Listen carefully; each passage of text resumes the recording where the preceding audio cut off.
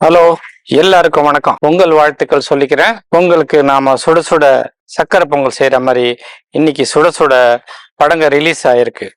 அதுல ஒண்ணுதான் அயலான். சிவா கார்த்திகேயன் ஹீரோவா நடிச்சு இன்னைக்கு ரிலீஸ் ஆயிடுற படம் தான் அயலான். வெளி கிரகத்திலிருந்து ஒரு ஏலியன் வருது.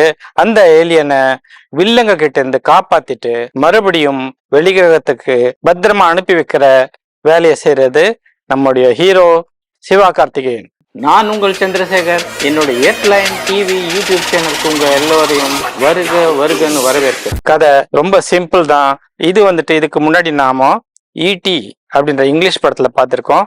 அதுல சின்ன பசங்க இந்த ஏலியனை காப்பாத்தி அவங்க மறுபடியும் ஸ்பேஸ்ல அனுப்பி வைப்பாங்க.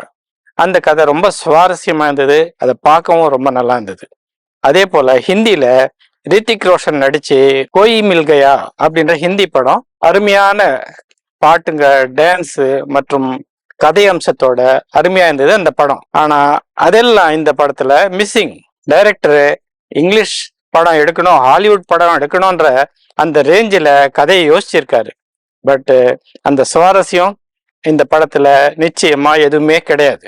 இதனுடைய இசையமைப்பாளர் ஏஆர் ரஹ்மான் மற்றும் ஹீரோயின் ரகுல் பிரீத்தி சிங். இந்த பேருக்கு தான் ஹீரோயின். மற்றபடி இந்த படத்துல ஒன்றும் அவங்களுக்கு பெருசா எதுவும் வேலை எதுவும் கிடையாது.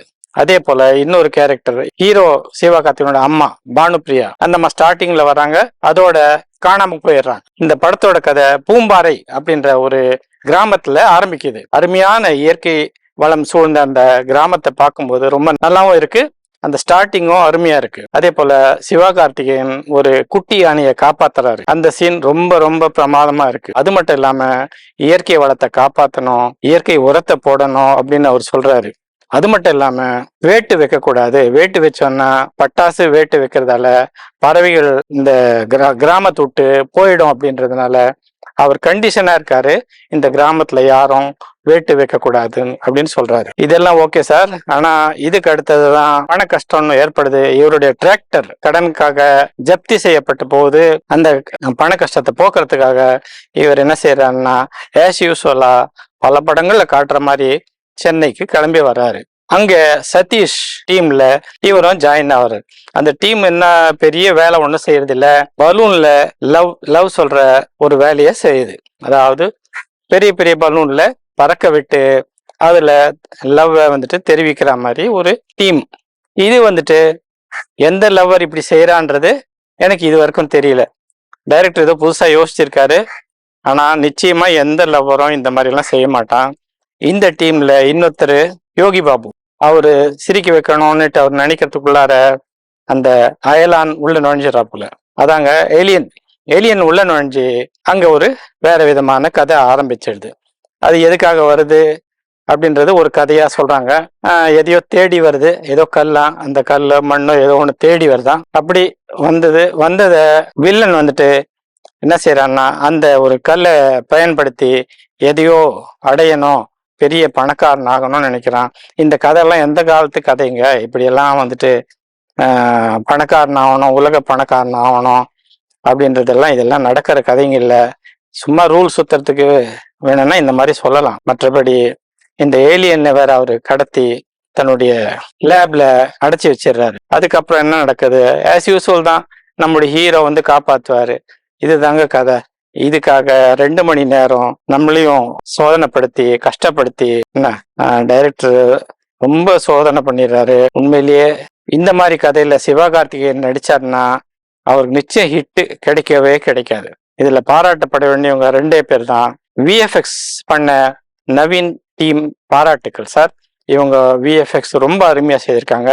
அதுல இந்த ஏலியனை உருவாக்கி இருக்கிற விதம், அதனுடைய பெரிய பெரிய கண்கள் பார்க்கறதுக்கு ரொம்ப அருமையா இருக்கு. ரொம்ப நேச்சுரலா உருவாக்கி இருக்காங்க.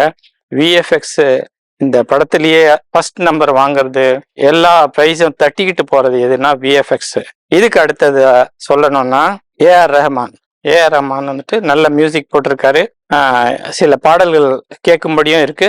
மற்றபடி சிவா கார்த்திகேயனோ ஹீரோயின் ரகுல் பிரீத்தி சிங்கோ இல்ல டைரக்டர் ரவிக்குமாரோ பெருசா பாராட்டும்படி எதுவும் செய்யல. அவர் என்ன நினைச்சிருக்காருன்னா, நம்ம ஹாலிவுட் ரேஞ்சுக்கு படத்தை எடுக்கணும், பாராட்டப்படணும்னு நினைச்சிருக்காரு. ஏன் சார், அதுக்கு சொந்தமா யோசிங்களேன் கதையை. எதுக்காக ஈட்டி படத்தினுடைய கதையை போய் யோசிச்சிருக்கீங்க? அதை நம்ம ஜனங்க ரசிப்பாங்களா? அதுவா அந்த ஒரு விஷயம் கூட உங்களுக்கு தெரியலையா? சொல்லுங்க. ஜனங்க என்னத்தை ரசிக்கிறாங்களோ அதை தான் நீங்க கொடுக்கணும். அது மட்டும் இல்ல, சிவகார்த்திகேயன் சார், நீங்க ரொம்ப ரொம்ப புத்திசாலின்னு நான் நினைச்சேன். ஆனா இந்த மாதிரி படங்களை நீங்க நடிச்சீங்கன்னா உங்களுக்கு மட்டும் இது இழப்பில்லை, உங்களை வச்சு தயாரிப்பாளருக்கும் இது பெரிய இழப்பு. அதனால இனிமேலாவது நல்ல கதையம்சம் உள்ள படங்களை நீங்க நடிக்கணும்னு நான் உங்களை வேண்டி கேட்டுக்கிறேன். என்னோட ரிவ்யூ பிடிச்சிருந்தா என்னோட ஹெட்லைன் டிவி யூடியூப் சேனலை சப்ஸ்கிரைப் பண்ணுங்க, லைக் பண்ணுங்க, ஷேர் பண்ணுங்க. உங்கள் உயர்வான கருத்துக்களையும் பதிவிட மறந்துடாதீங்க. மீண்டும் அடுத்து ஒரு உபயோகமான பதிவுல உங்களை சந்திக்கிறேன். அதுவரை உங்களிடமிருந்து விடைபெறுவது உங்கள் சந்திரசேகர். வாழ்க வளமுடன். பாரத் மாதா கி ஜெய்.